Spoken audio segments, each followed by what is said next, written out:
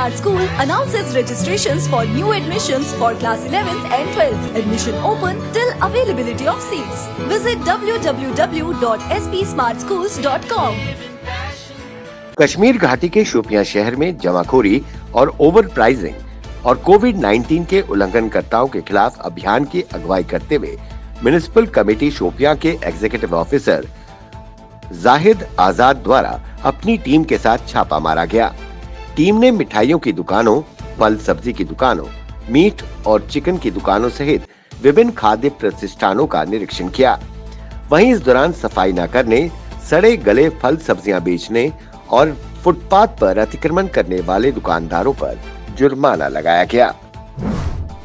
तमाम अटकलों के बीच people's alliance for Gupkar declaration ने प्रधानमंत्री नरेंद्र मोदी के आवास पर 24 जून को होने वाली बैठक में शामिल होने का ऐलान कर दिया है।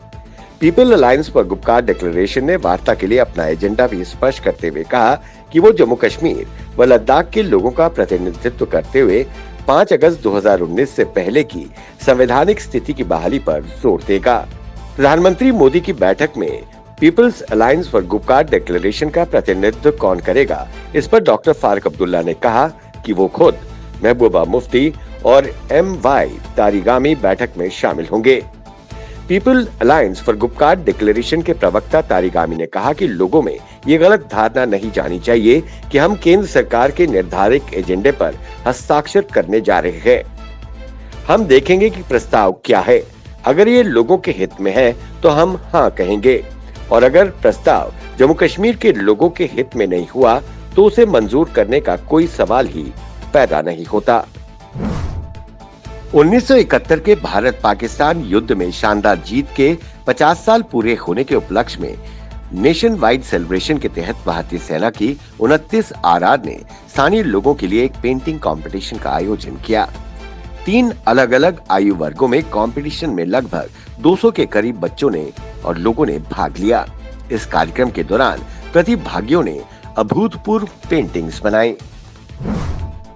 जिला सांबा के विजयपुर के युवाओं ने क्रिकेट स्टेडियम विजयपुर सलमेरी में जय चंडी मां क्रिकेट टूर्नामेंट का आयोजन किया। इस दौरान कांग्रेस के वरिष्ठ नेता राजेंद्र शर्मा ने इसका उद्घाटन किया व सिक्का उछालकर टूर्नामेंट की शुरुआत की।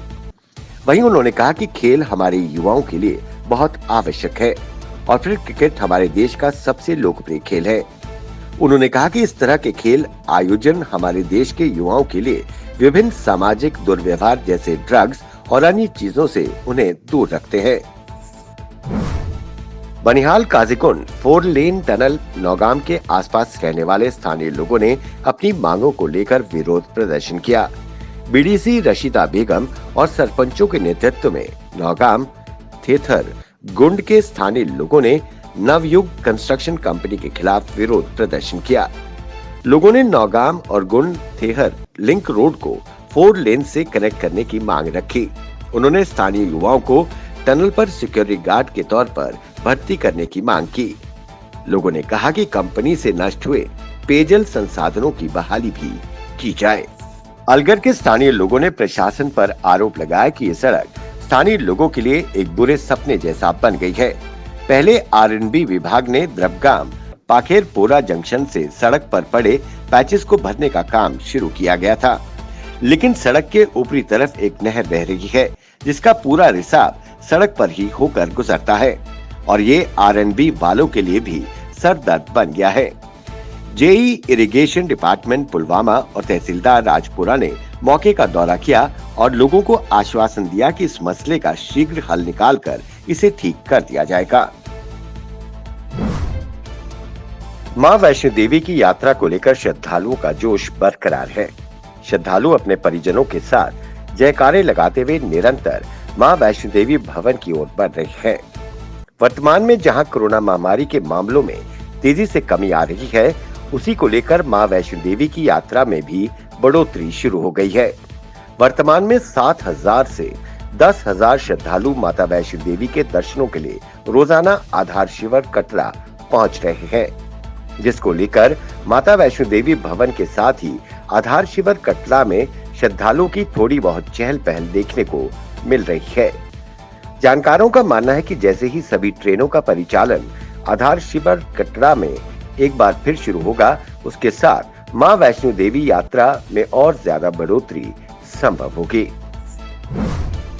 सुप्रीम कोर्ट ने सीबीएसई और आईसीएसई के परीक्षाओं को रद्द करने के फैसले को चुनौती देने वाली याचिकाओं को खारिज कर दिया और छात्रों के परीक्षा पैटर्न का मूल्यांकन करने के लिए बोर्ड द्वारा लाई गई मूल्यांकन योजना को आगे बढ़ाने की अनुमति दी। मंगलवार को सुनवाई के दौरान सुप्रीम कोर्ट ने सीबीएसई व आईसीएसई ने 12वीं के मूल्यांकन स्कीम को सही और तार्किक करार दिया। सुप्रीम कोर्ट ने मूल्यांकन स्कीम में स्कूलों द्वारा धांधली की आशंका के आरोप पर भी किसी तरह का आदेश पारित करने से इनकार कर दिया। सुप्रीम कोर्ट ने पाया कि इसके लिए बकायदा एक रिजल्ट कमेटी होगी जो इस पर गौर करेगी।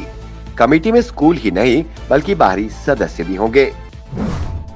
जम्मू कश्मीर परिवहन विभाग लर्निंग लाइसेंस बनाने की प्रक्रिया में बड़ा बदलाव करने जा रहा है।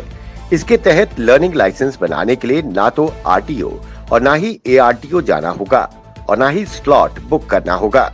लाइसेंस आवेदक ऑनलाइन आवेदन के साथ साथ अब अपने घर से अपने पीसी या मोबाइल से ऑनलाइन टेस्ट दे सकेंगे।